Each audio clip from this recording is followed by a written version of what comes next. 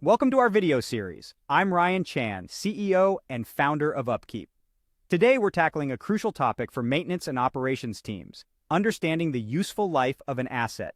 We'll be delving into what exactly useful life means, how it differs from an asset's actual lifespan, and how it impacts financial and maintenance planning.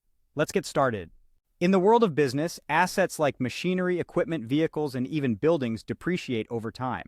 But it's important to note that the useful life of an asset isn't the same as its actual lifespan.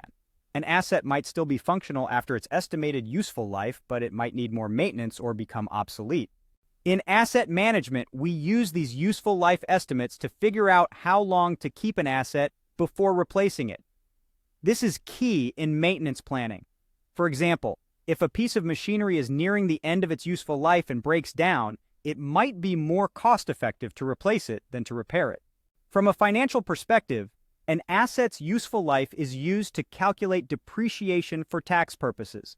As an asset depreciates, businesses can subtract the amount of depreciation from their taxable income for the useful life of the asset. So, how do we define the useful life of an asset? It's an estimate of the number of years an asset will remain in profitable service. In other words, it's the period of time in which an asset will generate an economic benefit for the business. Now, you might be wondering, how do we determine an asset's useful life? Well, most commonly, we calculate the depreciation of assets by dividing the cost of the asset by the estimated number of years in its life. But there are various factors at play here, such as frequency of usage, working environment, and maintenance performed on the asset. There are several ways businesses can determine an asset's useful life. First up, you could consult the IRS. IRS publication 946, Appendix B, lists useful life estimates by industry and application. These estimates can be used as a baseline for your assets, and they're typically used when calculating depreciation for tax purposes. Next, you could use manufacturer specifications.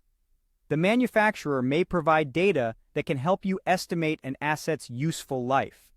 This might not always be as straightforward as X number of years.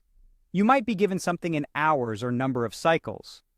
But by knowing the expected number of uses, cycles, hours of operation, and so on, you can make calculations based on your own daily usage.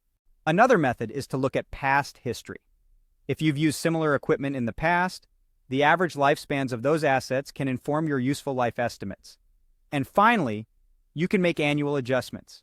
As you operate your equipment, it will wear out, and you might have some failures. Significant failures in the asset should be factored into your useful life estimates as they occur. But remember, these calculation methods rely heavily on speculation and past data. So you'll need to keep tabs on all assets in your operations, such as with a CMMS. Let's look at an example of useful life. Imagine a paper manufacturer purchases a new boiler for use in their processes. Their previous unit lasted them 25 years, which is expected for large industrial boilers. So, the asset management team might determine that the useful life of this boiler will be the same. However, the IRS lists paper and pulp manufacturing equipment with a class life of 13 years, and the GDS period is only 7 years. So, if the company insists on a 25-year useful life on their taxes, they could end up paying more taxes than they should. Useful life is central to depreciation. In general, the longer the useful life, the slower it will depreciate. For instance, suppose an asset valued at $50,000 with a salvage value of $12,000 has a useful life of 10 years. Using the straight-line depreciation method, the asset's depreciation would be calculated as follows. $50,000 cost minus $12,000 salvage value, divided by 10 years equals $3,800 per year. In conclusion, useful life represents how long an asset is likely to be profitable to the business. It is used to calculate an asset's depreciation while also helping inform maintenance and purchasing decisions. The longer the asset's useful life, the lower its depreciation rate will be, but also the longer the company will benefit from it. And there you have it, folks. We've covered the key concepts of useful life, its role in asset management, and how it impacts financial and maintenance planning. We hope this video has been informative and helpful. If you found value in this content, please give us a thumbs up and subscribe to our channel for more insightful videos. To learn more about our tools and resources for maintenance and reliability teams, visit us at upkeep.com. Thank you for watching, and we look forward to helping you on your journey to better asset management.